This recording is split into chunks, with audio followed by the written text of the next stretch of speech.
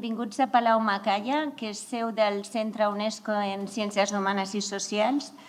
Avui inaugurem un cicle que està centrat en els joves.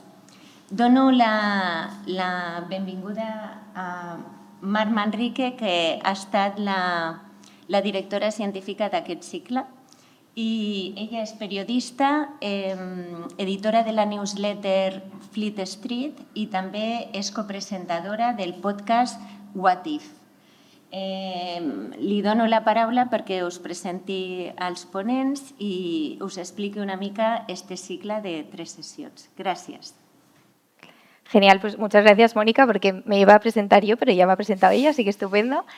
Muchas gracias a Fundación La Caixa por habernos invitado a hablar de estos temas que atraviesan a la juventud, que creo que es relevante también poderlos hacer aquí.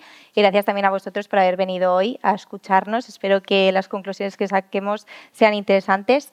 Todo esto nace porque Mónica Badía, de Fundación La Caixa, un día me llamó y me dijo: oye, Mar, nos gustaría llenar la sala de gente joven, ¿no? Yo creo que lo hemos conseguido por las caras que estoy viendo y a mí la idea que se me ocurrió fue justamente hablar de los temas que nos atraviesan a nosotros, de las cosas que hablamos con nuestros amigos. Yo hablo mucho de los salarios precarios, de que la vivienda está muy alta, de estar todo el día pegada al teléfono móvil, de cuál va a ser el modelo de familia que pueda tener y si voy a poder tener hijos, ¿no? Y estos 3 bloques, justamente, que son la precariedad, el scroll infinito y la familia, son los temas de los que vamos a hablar estos 3 martes de octubre. Entonces, hoy estoy aquí acompañada de Marian y de Roger para hablar de esta primera conferencia dentro del ciclo. Le hemos llamado Hipoteca Cero, Viajes 1, porque estoy segura de que a vosotros también os han dicho la mítica frase de no vas a poder comprar una vivienda porque estás todo el día viajando. Y, de hecho, quiero hacer un testeo. ¿Lo habéis escuchado alguna vez? Levantadme la mano, por favor. Bueno, yo creo más de la mitad de la sala lo ha escuchado alguna vez. Entonces, justamente de esto queremos hablar hoy, de la precariedad. Vamos también a compararlo con las ficciones, con lo que vemos, incluso dar soluciones. Y yo ya me callo con esta pequeña presentación. Vengo muy bien acompañada, como decía, de Marian Maturana. Ella es copresentadora del podcast La Pija y la Kinky, es guionista y es colaboradora de diferentes medios. Y Roger Soler i Martí, profesor de Ciencias Políticas en la Pompeu Fabra, donde investiga la relación de la juventud con la democracia, las políticas públicas y las movilizaciones sociales. ¿Cómo estáis? Muy bien. Muy bien, encantados. ¿Sí? Muy bien, genial. Bueno, muchas gracias por acompañarnos.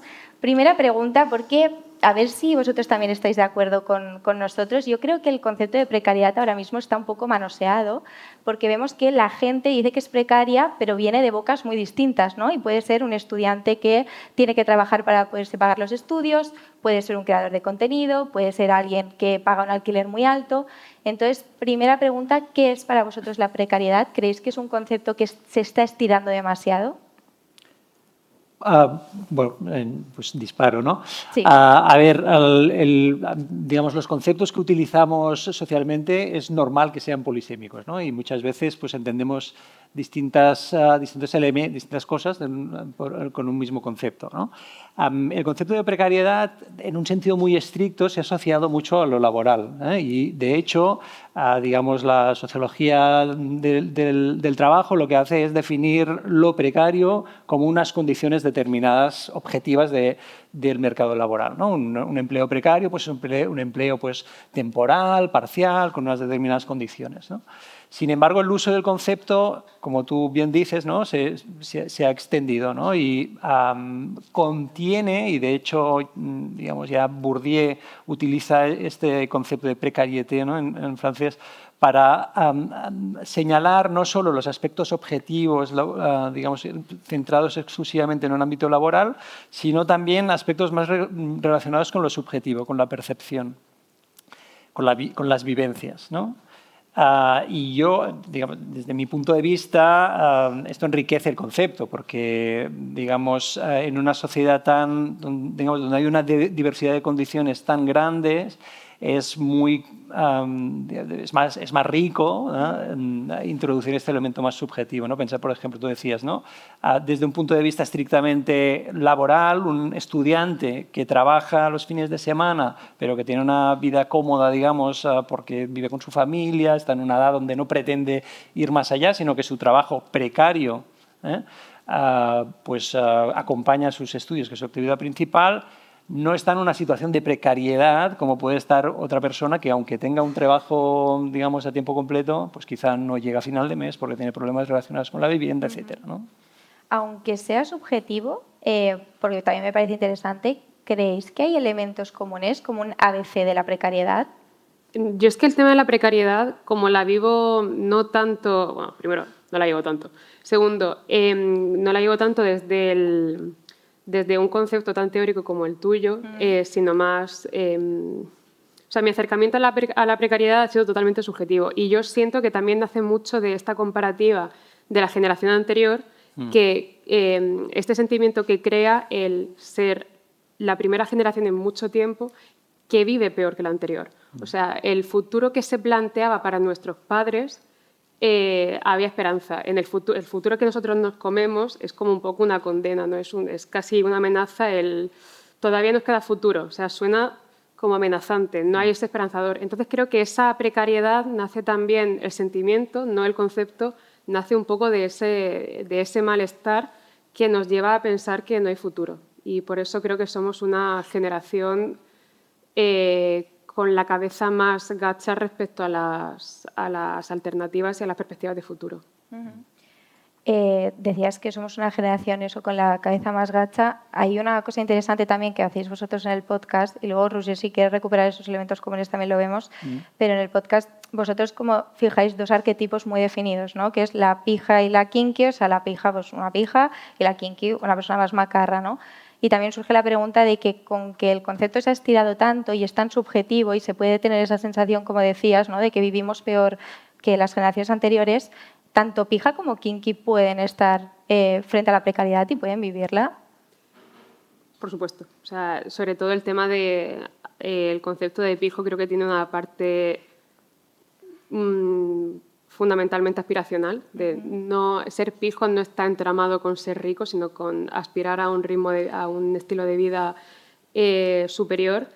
Y tiene mucho que ver con la precariedad, porque, o sea, al fin y al cabo, cualquier aspiración parte de un lugar al que quieres llegar, en el que tú no estás habitando ahora mismo. Entonces sí que siento que los pijos habitan la precariedad, por supuesto. Al fin y al cabo, ser pijo es eso, es aspiracional, es una careta, es una cosa que es un poco el fake it till you make it. O sea, tú eres pijo por vocación, sobre todo. Hay muy pocos pijos por nacimiento, sobre todo es vocacional. Esto me parece súper interesante porque yo creo que hay una cosa muy performativa en las redes sociales, ¿no? La abundancia y o sea, no todo el mundo es pijo, pero todo el mundo performa un poco el ser pijo y el comprarte un café de especialidad y tengo un nuevo top de Zara o me hago un tratamiento facial o lo que sea, ¿no? Entonces también es como interesante ver esa abundancia en redes sociales con luego la precariedad, o sea, es algo compatible, ostras, llego muy justo al alquiler, pero luego performo que tengo todo en redes sociales. Yo una discrepancia. Vale. Vosotros cortaos, a saco, sí, o sea, por favor. A ver, no, seguro que no es una discrepancia, ¿no? Pero yo creo que tiene que haber, ¿no? Para no estirar tanto el concepto que pierde ya su significado, yo creo que yo veo asociado al concepto de precariedad una relación con las condiciones materiales. O sea, la precariedad no es la incertidumbre, sino que es sufrir incertidumbre, percibir vulnerabilidad porque surge de unas condiciones materiales incumplidas, ¿no? Y esto puede ser que en lo laboral te vaya súper bien, pero como decías tú, bueno, que yo qué sé, pues no cumplas las expectativas que tienes de conseguir una vivienda porque, digamos, generacionalmente ahí hay una brecha muy grande, han cambiado las condiciones y esto genera una precariedad de tipo generacional, ¿no? que comparte toda la generación, pero yo, digamos, sería partidario de conservar este anclaje a que la precariedad hace referencia a aspectos vinculados a las condiciones sociales, ¿no? Pero es también interesante porque como que lo vinculas como a esas condiciones materiales, pero la realidad es que luego es como una sensación un poco etérea que compartimos todos, ¿no? Yo creo que también es lo que decías tú al principio, del estirar un concepto hasta que como que englobe más de lo que realmente está en su léxico. O sea, aquello que no sabemos designar porque escapa a nuestro entendimiento lo designamos como precariedad. porque nos negamos a admitir que a lo mejor es algo más problemático y que como no sabemos ponerle... A lo mejor como no sabemos buscar una solución, tampoco sabemos buscarle un nombre, o no nos interesa buscarle un nombre, o no queremos hacer como ese ejercicio interno de por qué estamos donde estamos, en qué momento erramos en el camino, cómo volvemos hacia atrás, cómo enderezamos este futuro tardocapitalista que nos está quedando, dónde tenemos ahora mismo la vida y cómo podemos conseguir que sea digna y que sea, pues, que me apetezca levantarme mañana, ¿no? Claro.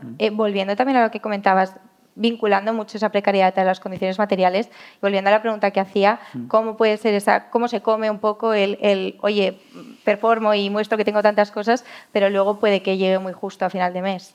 Yo viviéndolo desde dentro, o sea, desde la generación Z y teniendo como amigos fervientemente consumistas, siempre lo he entendido como una forma de parchear el momento y de, bueno, volviendo un poco a lo que decía antes, del fake it till you make it. De no voy a encontrar un confort a largo plazo, voy a buscarlo a corto plazo. O sea, es un análisis muy básico, pero supongo que es la dopamina del momento. Completamente de acuerdo. Aquí hay algo también que no es exclusivamente de la juventud o del generacional. Vivimos un momento donde la gente mayor viaja más que nunca. Tú ves a mi madre jubilada, o sea, viaja mucho más que vosotros. O sea, el inserso a tope, ¿no? Inserso y lo que quieras. O sea, que hay algo que ha cambiado en el conjunto de la sociedad en relación al consumo, ¿no? Pero sí que es cierto que generacionalmente, claro, tenemos una oferta, ¿no? Una enorme oferta, ¿no? Hay este concepto de la abundancia, ¿no? El capitalismo genera esta sensación que todo está disponible, ¿no? Porque todo está mercantilizado, por tanto, potencialmente todos podemos acceder a todo, ¿no? Lo que pasa que el capitalismo mismo necesita la escasez. O sea, el capitalismo, digamos, vive de generar la percepción, que está muy relacionada con la precariedad, de que necesitamos cosas que no llegamos, ¿no? Y por lo tanto, por ejemplo, ¿no? Todos los instrumentos financieros individuales se basan en esto. Nos hipotecamos, que es una forma, digamos, radical de escasez. Si nos hipotecamos, estamos viviendo, postergando nuestra escasez a lo largo del tiempo, ¿no? Y, sin embargo, parece que somos cada vez, tenemos más disponibilidad de actividades, viajes, consumo, ¿no? Yo creo que a lo mejor también esto está un poco entramado con el tema de la infantilización ahora mismo del adulto, como eso, voy a ser un poco pesada con esta idea, de el ser tan nihilistas, el concienciarnos tanto de que no hay un futuro, así que tampoco luchar por él, el no mirar a largo plazo, entonces decir, bueno, pues como no voy a poder nunca formar una familia, voy a gastarme 7 euros en un café, o como nunca voy a poder comprar una casa, voy a no sé qué, no sé cuánto. Esto también está muy ligado con ese individualismo de como no hay nada que hacer, no voy a hacer nada, cuando debería ser justamente al contrario. En plan, como veo que no hay nada que hacer, voy a empezar a pegar puñetazos a la pared hasta que se abran grietas por las que pueda como fluir un poco la colectivización o algo. Claro, esto es súper interesante y lo vamos a ver luego también en las posibles soluciones o cómo podríamos implicarnos nosotros. Voy a coger ciertas cosas que habéis dicho para seguir la conversación. Roger, comentabas también que la precariedad no es algo generacional y una de las preguntas que creo que nos puede surgir a todos es si la precariedad es efectivamente, o sea, lo que uno puede pensar es que es algo muy vinculado a la juventud, pero la realidad es que ahora cada vez lo vemos que es más transversal, ¿no? A ver, hay una... yo diría que sí, que hay una precariedad propia de unas generaciones, ¿no? Porque, como decía Andrés Marian, y esto está muy relacionado con la idea de proyecto y esta asociación de lo precario con lo subjetivo, ayuda a entender esto, ¿no? O sea, estamos en unas generaciones, ¿no? Donde hay una mayor dificultad, y esto es, digamos, innegable, a acceder a determinada estabilidad, ¿no? En lo laboral, digamos, se alargan los periodos de estudio porque se alarga muchísimo la integración y la estabilización laboral, la vivienda en relación a generaciones anteriores, pues el acceso a la vivienda se ha vuelto mucho más complicado. Y esta situación precaria que, digamos, es consustancial en la juventud es una transición, digamos, que conlleva un cierto proceso de precariedad, de incertidumbre, ¿eh?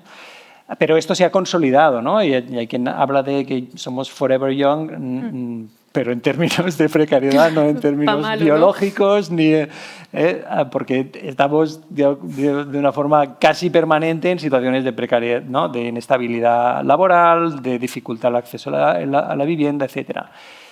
Y, como decía Mariana antes, esto pasa en una generación que ha visto como sus padres pues, conseguían a través del trabajo, ¿no? Una vivienda y estabilizarse. Y la perspectiva de no tener esto genera una cierta ansiedad, ¿no? un cierto malestar subjetivo, que es esta precariedad generacional que puede, digamos,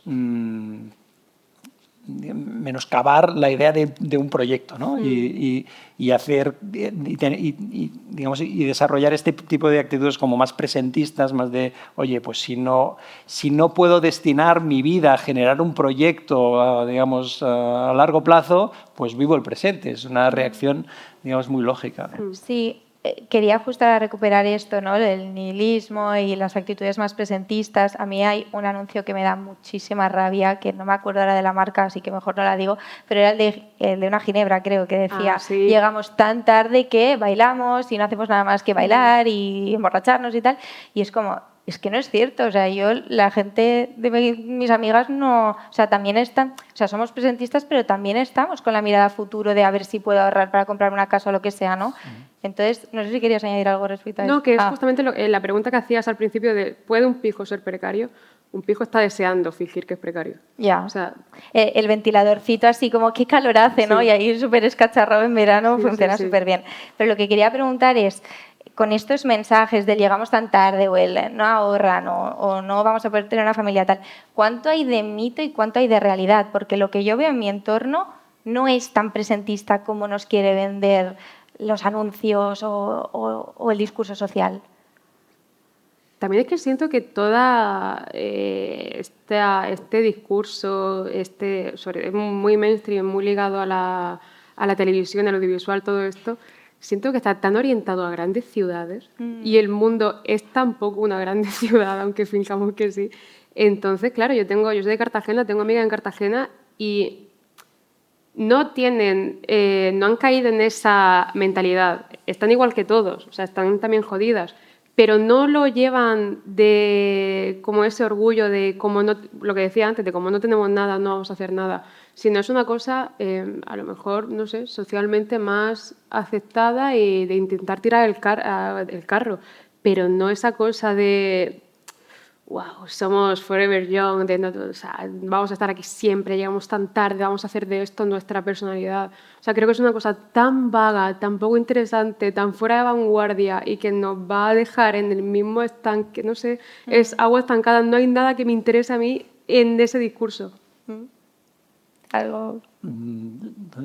Digamos, yo creo que todo el mundo, todos los jóvenes intentan construir su propio futuro. O sea, esto es innegable, digamos. Lo que pasa, digamos, que hay esta vivencia. Mira, hay un sociólogo inglés, de Furlong, que tenía hace 20 años una metáfora muy interesante sobre cómo transcurre la juventud ahora y qué impacto tiene esto en la conciencia colectiva, ¿no? Que es la siguiente, ¿no? Si consideramos que la juventud es una trayectoria, ¿no? Donde vas de la estación, digamos, infancia a la estación adultez, por así decirlo, él dice que en las sociedades industriales este trayecto se producía en tren. ¿Vale? O sea, uno salía de ahí, primera estación, educación, ¿no? Segunda estación, trabajo, tercera estación, y bueno, había un camino más o menos marcado, bueno, podía divergir algo, pero más o menos tú sabías. Antes hablábamos de los trenes en Barcelona y de Rodalías y cómo es imposible saber a qué hora salen, pero digamos, más o menos hay un horario que debería seguir, ¿no? Y es cierto que en el tren, por ejemplo, también pues hay los vagones de primera clase, los de segunda clase, y esto genera una percepción de que bueno, tienes una direccionalidad, esta direccionalidad está compartida, voy a cursar mis estudios, tal, pero también una cierta conciencia de clase, con quién compartes el vagón, sabes que hay un vagón de primera que está más ahí, ¿no? En cambio, dice este sociólogo que en las sociedades postindustriales contemporáneas estos trayectos se hacen en coches particulares, ¿no? Y esto permite, pues, primero que las rutas sean pues, más inciertas, ¿no? Un tren va por unas vías, mientras que puedes coger con el coche pues, carreteras secundarias, entrar, salir, hacer parones, ¿no? Dejo de estudiar, ¿por qué tal? No, vuelvo atrás, he empezado a trabajar, pero, oye, me lo he repensado, voy a coger otra carretera, ¿no? Por lo tanto, hay como una... como digamos, como no hay un vehículo común, claro, pues las trayectorias se diversifican. Y además esto tiene un impacto sobre la percepción del proyecto compartido, que es que, claro, vamos en un coche individual y los coches no son iguales, ¿no? Hay quien irá con un Mercedes y otro con un Renault de hace 30 años, ¿no? Pero la percepción de compartir el trayecto y las condiciones sociales no son las mismas, ¿no? Y generan esta vivencia, a pesar de que está muy condicionada por factores sociales y de contexto, pero una vivencia como más individual, ¿no?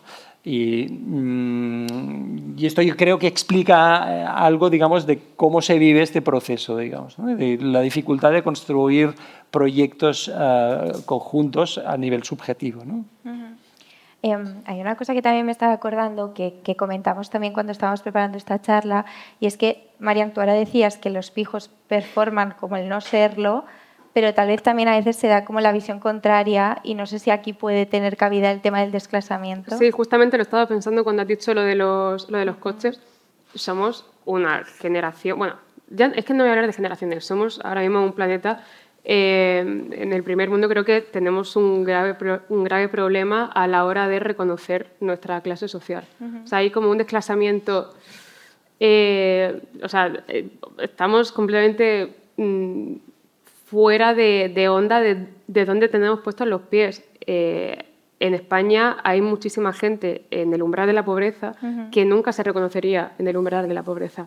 Y esto parte de lo que decía Ruller, de ir por carreteras secundarias con coches individuales, o sea, de un individualismo imperante. Yo pienso mucho en la paradoja de este futuro que nos queda, de cómo es posible que en la edad del individualismo sea la edad en la que no podemos vivir solos.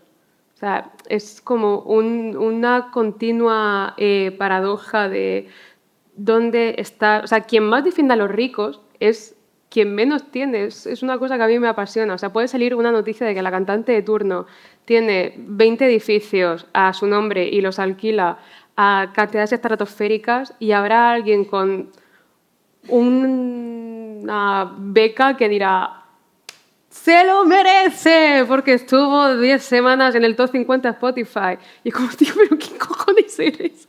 O sea, ¿por qué de pronto se nos ha inculcado como tanto la tenia esta del capitalismo en el que pensamos que esta persona es igual que nosotros y que nosotros, si la defendemos, podríamos llegar a ese... O sea, ya como el pensamiento de solo puedo ser exitoso y solo puedo vivir entre algodones si voy pisando encima a la gente que está por debajo. O sea, es eso, es un desclasamiento continuo y con gente que no entiendo por qué llegan a ese razonamiento. Para mí es como gente que está completamente enchufada y sedada a otro sitio que no es la vida real.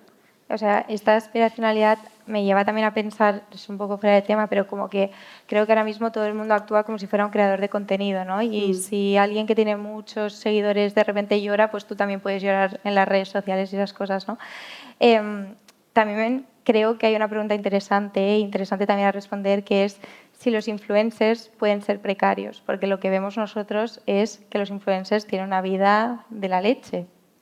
Bueno, yo soy autónoma y trabajo a veces como influencer, no sé si te habían dicho eso, pero yo estoy en una realidad en la que yo ahora mismo, habiendo hecho grandes logros, no soy capaz de ahora mismo comprarme un piso. Puedo comprarme un piso, puedo comprarme el piso que no querría, puedo comprarme el piso que no querría comprarse nadie. Puedo comprarme un piso de 30 metros cuadrados, bajo interior, pero claro, quiero vivir esto o simplemente tengo la idea que me han metido en la cabeza siempre de tienes que tener un lugar donde caerte muerto y te vale cualquier lugar. O sea, ¿es realmente comprarnos un piso nuestra meta en la vida? a lo mejor hace un tiempo sí, ahora la realidad es que está tan roto el sistema de la vivienda que podría comprarme esta tarima y me costaría todo lo que tengo en el banco a tocateja. Entonces, pues no me acuerdo de la pregunta, tía. Que si los simples pueden ser precarios, ¿no? A ver, claro, es que es un término tan amplio y tan ambiguo que sí, todo el mundo puede ser precario, y vuelvo a enlazarlo con el tema del desclasamiento. Y se ha resignificado un montón. Sí, son los nuevos ricos. A mí lo de la vivienda no lo vamos a descubrir en esta charla, sí. pero me parece muy ilustrativo de todo lo que estamos hablando, ¿no? Primero, es un bien que tiene un valor de uso imprescindible. O sea, todo el mundo necesita un techo donde vivir. Por lo tanto, pero en el capitalismo los bienes se transforman en función de su potencial valor económico, y la lógica del capitalismo es maximizar los beneficios y, por lo tanto, mercantiliza incluso este tipo de bienes que son tan esenciales, ¿no? Claro, y esto condiciona de una forma tal las perspectivas de vida que ayuda a entender muchas de las cosas que estamos hablando, ¿no? La incapacidad de acceder a una vivienda de cualquier tipo de joven, digamos, que no le proceda, digamos, de una transmisión intergeneracional de la riqueza, ¿no? Pues es absoluto. O sea, que se ha vuelto un bien exclusivo, y que además es, y si no lo es, será la principal explicación de la distribución de la riqueza. Quien tiene la suerte de tener unos padres de los que pueda heredar un piso, pues tendrá un estándar de vida. Quien no tenga esto, pues lo tendrá mucho más complicado, ¿no? Y esto es así de una forma muy, muy bestia, y plantea, desde mi punto de vista, un problema muy grave de justicia intergeneracional. Digamos, por una cuestión que no depende de ellos, digamos, pero la generación de vuestros padres, para no incluirme, digamos, a mí, que ya tengo el pelo gris, ha podido acceder a algo de lo que no podrán acceder, digamos, los jóvenes actuales, ¿no? Yo lo pienso mucho, es una visión un poco romántica de la libertad yendo al pueblo, pero a veces pienso, hostia, es que a lo mejor no el principal problema del progreso es que no podemos progresar porque nos hemos frenado para defender todo aquello que dábamos por hecho, dábamos por dado hace unos años, que hace unos años se daba por dado. O sea, véase la sanidad, véase la educación, véase la vivienda, hemos frenado el progreso para darnos la vuelta e intentar como hacer colectivamente, quien más o quien menos, tampoco voy a decir colectivamente muy alto, frenar ese detrimento que se está intentando llevar a cabo desde lo privado hacia lo público. No podemos focalizarnos ahora en un futuro porque estamos intentando no volver al pasado. O sea, estamos intentando defender aquello que se consiguió hace muchísimo y que hasta hace mucho tiempo se daba por hecho. Entonces, como que es un surrealismo de... A mí me parece súper importante esto que dices, porque además... cuando hablamos de proyectos colectivos, ¿no? ¿De qué manera tú generas ilusión cuando la lucha está en que no me quiten lo que tengo? O sea, es muy difícil generar un proyecto colectivo ilusionante, digamos, que arrastre una generación, si lo que está en riesgo es lo que tienes, ¿no? Claro. O sea, nadie se ilusiona porque digan, oye, tengo un plan buenísimo, vamos a intentar conservar lo que tenemos.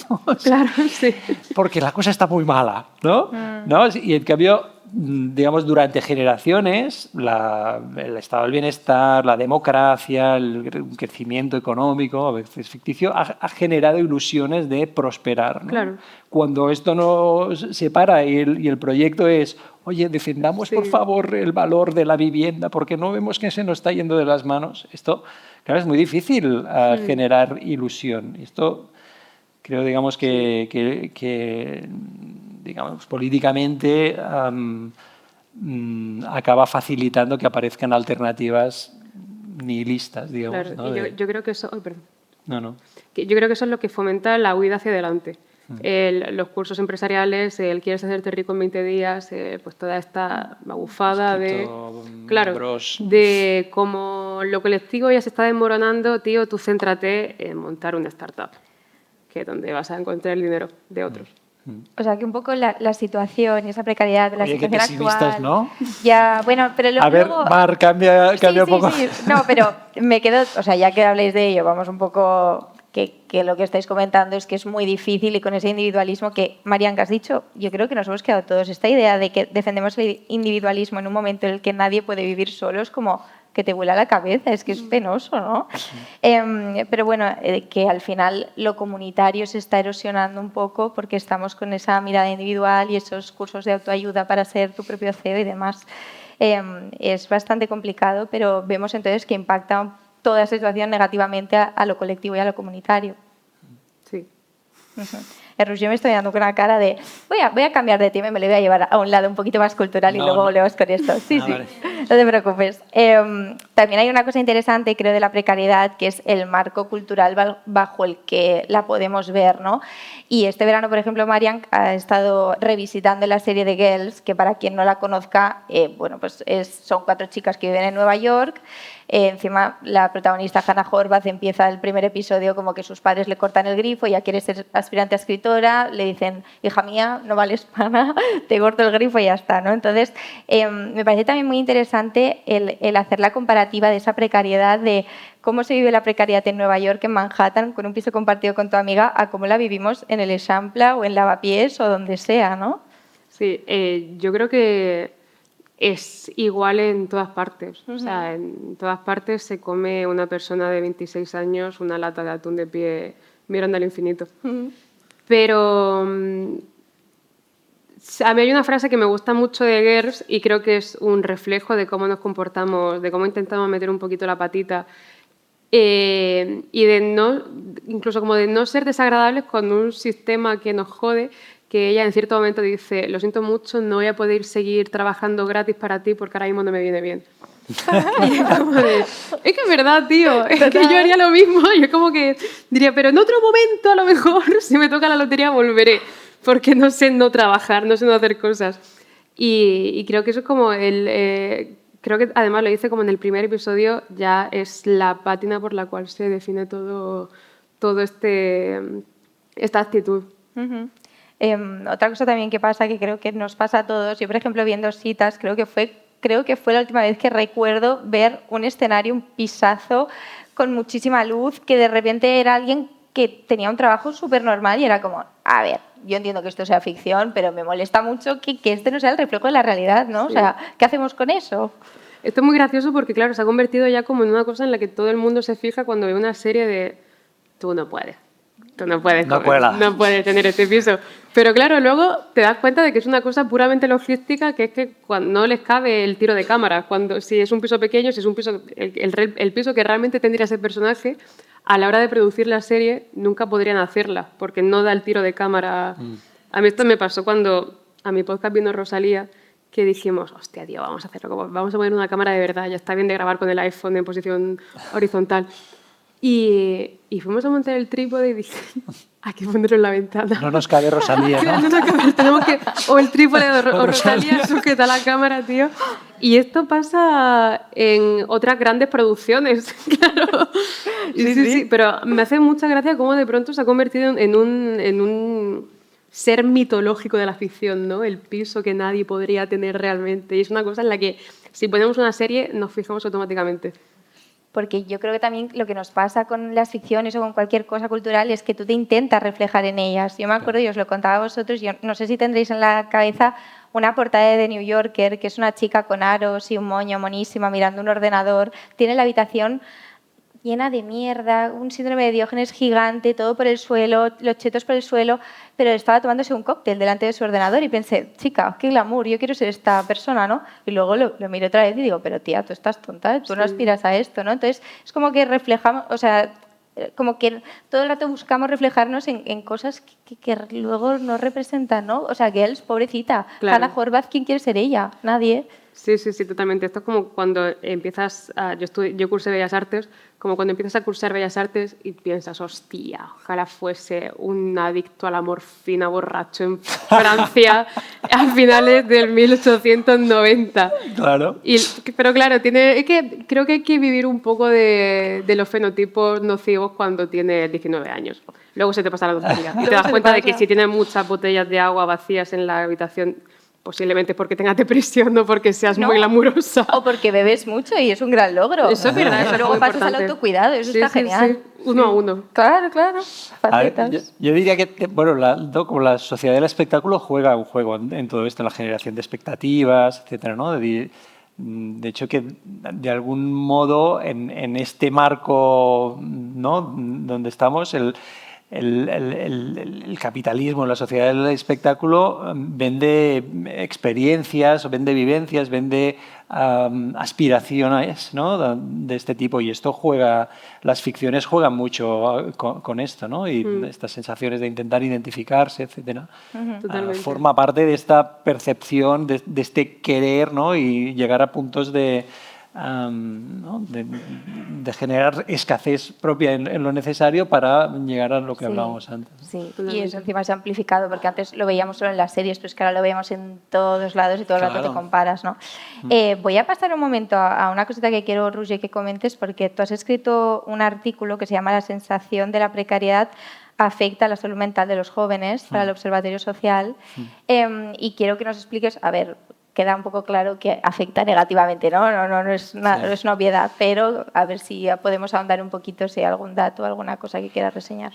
Sí, a ver, ¿no? Decíamos al principio, ¿no?, que la precariedad tiene esta acepción más estrictamente hablando de las condiciones laborales y otra más vinculada a la percepción, ¿no? Y lo que vimos en este estudio es que la subjetividad es la subjetividad de sentirse precario vinculado a aspectos de condiciones materiales, sentirse pues que no llegas a final de mes, que no estás consiguiendo pues encontrar una vivienda que no sea compartida y ya tienes una edad, ¿no? Esta percepción de no llegar, ¿no?, por aspectos de condiciones materiales, esto tiene un gran impacto sobre la salud mental, ¿no? 30% en este estudio que hicimos de los jóvenes tienen riesgo, digamos, de padecer situaciones de depresión o ansiedad, ¿no? Y en este mismo estudio vimos que un 40% de los jóvenes habían vivido este tipo de situaciones de escasez que les generaban un impacto sobre la salud mental. Obviamente esto no se reparte igual por todo tipo de jóvenes, ¿no?, pero sí que hay obviamente esta asociación. Y sabemos, digamos, que los aspectos de salud mental son, digamos, la principal problemática de salud de la juventud, ¿no? Y Claro. que está yendo a peor. Hay una cosita también que se me ocurría escuchándoos. ¿Creéis que la precariedad impacta diferente según el género, según seas mujer o seas hombre? Sí, yo creo que sí, ¿no? O sea, incluso ya de lo primerísimo de A1 de feminismo, de yo no tendré hijos si no quiero. Hostia, ya, pero es que a lo mejor sí que quieres y aquí hay un tema de precariedad que no te lo permite. O sea, al fin y al cabo cualquier impacto social lo recibimos diferente dependiendo del género que seamos, y el de la precariedad no es una excepción, creo yo. Sí, no tengo los datos ahí, pero hay mayor incidencia entre mujeres que entre hombres, y creo que habláis, ¿no?, en una charla, ¿no?, de los temas de familia que creo que generan en las mujeres una presión adicional en esta incertidumbre, ¿no? ¿No? El tema de reproductivo, etcétera, ¿no? Sí. De hecho, lo vamos a ver en la última charla por si alguien quiere venir. Entradas agotadas, pero me podéis escribir por si acaso. Vamos ya con las soluciones y luego hay un bloque de preguntas del público, o sea que si tenéis alguna pregunta, quedaros pensándola y luego la vemos. En cuanto a políticas públicas, Roger, pero también Marian, los dos, ¿qué políticas públicas o cambios estructurales podríamos ver? Hemos hablado de la vivienda también, para romper un poco este ciclo vicioso y este contexto que vivimos ahora, sobre todo la juventud. A ver, yo diría que está muy bien que, digamos, generacionalmente seamos conscientes de que vivimos en unos sistemas sociales, políticos, que algunos han llamado adultocéntricos. O sea, esto es normal, en determinado, ¿no? El poder tradicionalmente lo han ostentado los adultos, ¿no? Por una cuestión, digamos, de madurez y de reproducción de los sistemas, ¿no? Pero estamos en una situación de prolongación de la juventud y de aparición de problemas que tienen una naturaleza generacional que pone en riesgo determinados equilibrios, ¿no? Esto hace, digamos, que las políticas públicas reflejen intereses de una parte de la población que no es la juventud, ¿no? Esto es muy complicado de hacer a nivel técnico, ¿no? Pero hay algunos investigadores que han intentado ver cómo se distribuye el gasto público en función de los grupos de edad, y hay un sesgo muy evidente del gasto público hacia personas mayores en detrimento de la inversión que sería en esto, ¿no? Yo qué sé, hay muchos indicadores de este adultocentrismo, ¿no? Si nosotros miramos dónde se sitúan las políticas de juventud en los gobiernos, en las distintas administraciones, se sitúan siempre en sitios periféricos, ¿no? El tema de la vivienda, que ¿no? ya ha aparecido, pero a mí me parece clave, es un aspecto que las políticas públicas deberían afrontar de una forma urgente y radical, porque está minando, digamos, las expectativas de una generación y está generando procesos de reproducción de la desigualdad, que es una de las funciones del estado del bienestar, ¿no? Claro. Por lo tanto, hay muchísimo recorrido, digamos, para la intervención pública para resolver estos problemas de precarización que conllevan a problemas de salud mental, etcétera. Pero, o sea, digamos, no tengo una receta muy original, pero creo que el mensaje es: hay mucho recorrido, hay que cambiar las prioridades y centrarnos la mirada en la juventud, porque esto también tiene un fenómeno, digamos, de ciclo vicioso, ¿no? Cuando las instituciones no responden a los intereses de una generación, esta generación pierde el interés y los incentivos a participar políticamente en estas instituciones. Claro, o sea, hay desafección política y desafección informativa también, ¿no? Estaba pensando que, o sea, claramente hay como mucho trayecto que hacer y que el verano joven está muy bien porque nos cuesta poco dinero la Renfe, pero no basta claramente. Marian, también hay una cosa que creo que nos caracteriza a la gente de esta sala, la generación Z y la millennial, que es utilizar el humor y la ironía como bazas, ¿no? Para hacer frente un poco a las adversidades. El meme, que creo que ya es un poco boomer, del perro incendiado, eso es un poco boomer, ya me queda un poco obsoleta. Es un poco gif.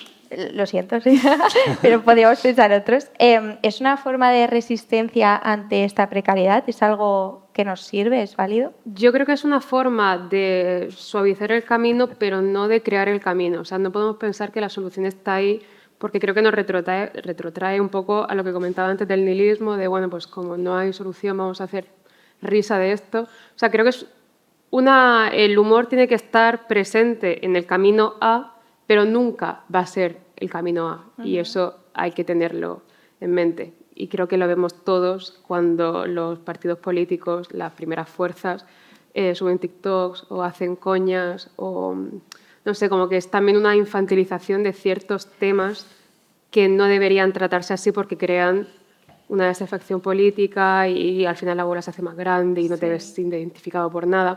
Pero creo que es una forma con la que llevar el camino. Pero llega un momento en el que se tiene que cortar el jijijaja y hay que ponerse serios.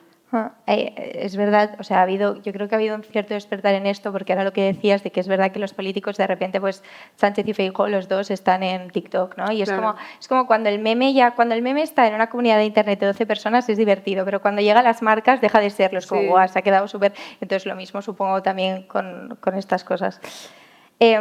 Última pregunta, la verdad, no sé cómo vamos de tiempo, espero que bien. ¿Dónde encontráis la esperanza vosotros, aunque sea mínima, en esta situación?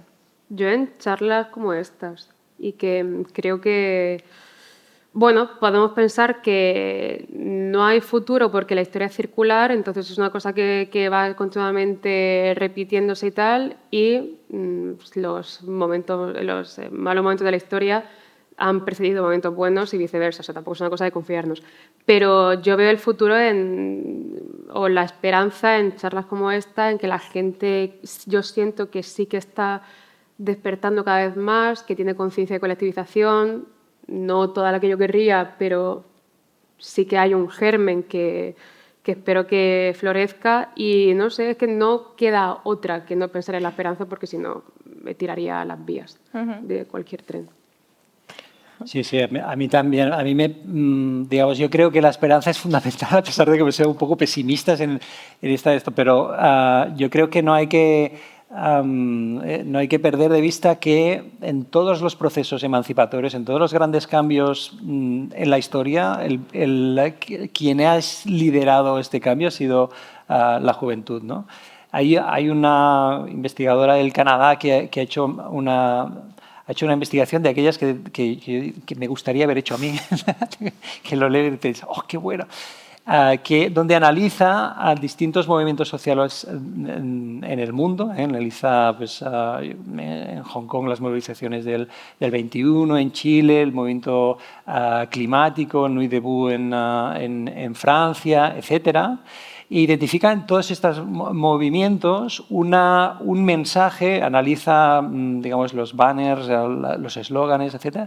Y identifica un mensaje generacional que también estuvo muy presente, por ejemplo, en el movimiento climático, etc., ¿no? O sea que yo creo que existe, yo veo esperanza ahí. Yo veo esperanza en cuando, digamos, empezamos a movilizarnos, ¿no? Y creo que es precisamente la juventud de la que surge esta posibilidad de esperanza. Es cierto que estamos en un momento un poco crítico, un poco chungo, ¿no? Porque a mí que me llaman a veces los medios de comunicación para hablar de jóvenes, últimamente solo me llaman para hablar de extrema derecha, ¿sabes? Pero es cierto que hace, nada, 3, 4 años me llamaban para hablar de las movilizaciones del clima, el movimiento feminista, etc., ¿no? Estoy convencido, digamos, que estamos en un momento donde la oferta política, digamos, más emancipadora pues está en horas bajas, pero esto va a volver. Si te sirve de consuelo, yo creo que el tema de la extrema derecha me gustaría pensar que es un tema de monopolización de redes sociales. O sea, de que las redes sociales al final son una empresa privada, le pertenecen a Zuckerberg, le pertenecen a Elon Musk y han hecho de ahí un comedero de neofascistas. Y yo quiero pensar que es eso, que la gente de verdad seguimos existiendo en las aceras y en las calles y que eso ha quedado como un reducto del que yo personalmente me he exiliado y me jode una barbaridad porque me encantaba Twitter. Pero claro, yo me he visto, he tenido que coger el petate e irme porque es eso, porque es que son comederos neofascistas. Y yo quiero pensar eso, que solo es esa pequeña ventana, pero... Sí. Esto da para otra conversación porque el tema de la deriva de las redes y dónde nos encontraremos, porque cuando pasó esto en Twitter todo el mundo dijo Blue Sky, y luego nadie estuvo en Blue Sky, entonces a ver si encontramos otras alternativas. Pueden ser también charlas como esta, ¿no? Claro. Donde debatimos, donde traemos estos temas pues a comentarlos y dar mucho la vara. Yo me quedo con eso, con esa conclusión. Así que si queréis ahora abrimos el turno de preguntas. Si alguien tiene alguna pregunta que levante la mano. Y mira, aquí tenemos una. Y creo, mira, te van a dar un micrófono y preguntáis lo que queráis. Aquí.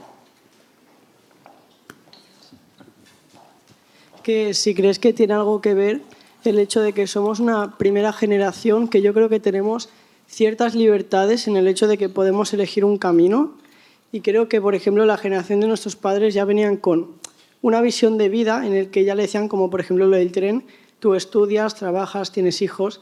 Entonces me pregunto si eso tiene algo que ver con el hecho de tirar la toalla, de mucha gente decir, pues, como no tengo un camino tan ligado, está bien el hecho de tener libertad, pero siento que hay gente que no sabe cómo llevarlo, por así decirlo. Por ejemplo, yo lo veo con mis amigos, que no digo que no sean abundantes a la hora de ver el futuro y tal, pero sí que siento que antes la gente tenía mucha más esperanza y abundancia a la hora de ver las cosas. Y ahora la gente está como, bueno, como no sé qué es del futuro y no tengo un ritmo tan marcado como antes, pues tiro todo y ya veré lo que pasa. Muy interesante. Yo creo, o sea, perspectiva que yo tengo es que estas dos cosas, o sea, no son causa o consecuencia, sino que son dos cosas que han venido de la mano. O sea, como que la globalización y esta aparente igualdad de oportunidades ha venido de la mano de la desdicha generacional, por así decirlo. O sea, por ejemplo, vinculándolo con el nombre de la charla, lo de Viajes 1 de Hipoteca Cero, antes el Erasmus estaba en boga de todo el mundo porque era como la única oportunidad que tú tenías de viajar o de habitar un país extranjero. Ahora el Erasmus no tiene como esa fuerza porque hay muchas más posibilidades de viajar.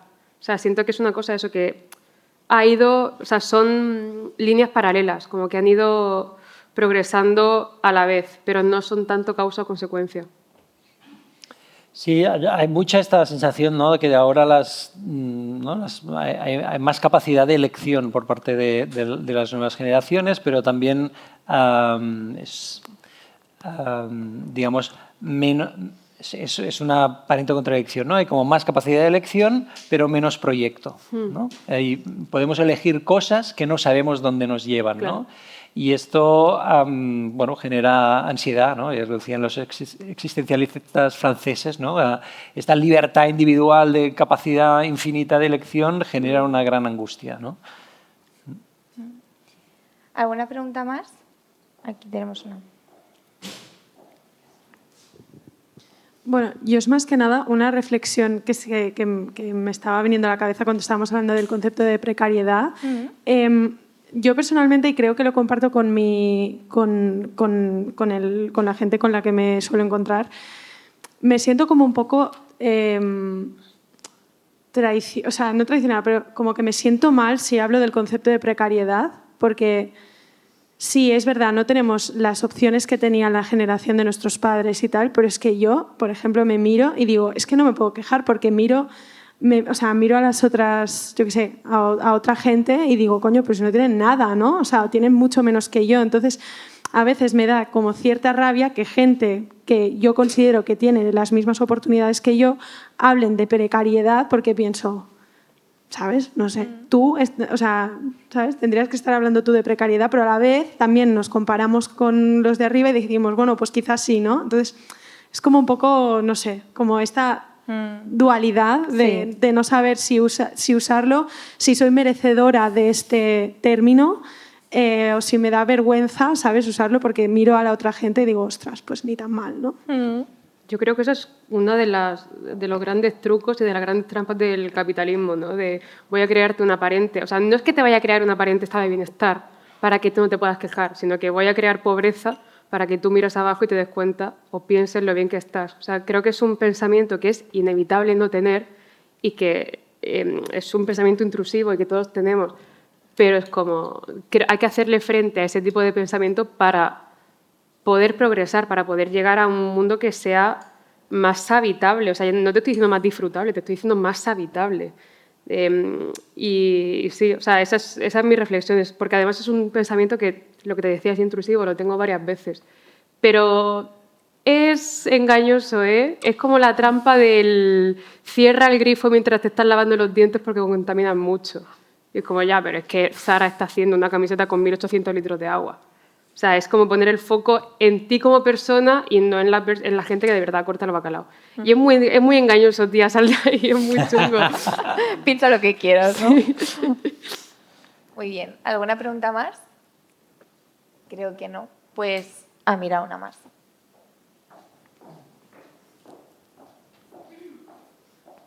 Gracias. Que desde mi punto de vista siento, por el tema de buscar soluciones que comentabais, que todos nos estamos matando. O sea, creo que la juventud se está matando por ir a vivir a las grandes ciudades. Lo digo desde el punto de vista de un valenciano, de un pueblo de Valencia que se ha mudado a estudiar a Barcelona, y en tu caso, Marian, sé que también de Cartagena a Madrid.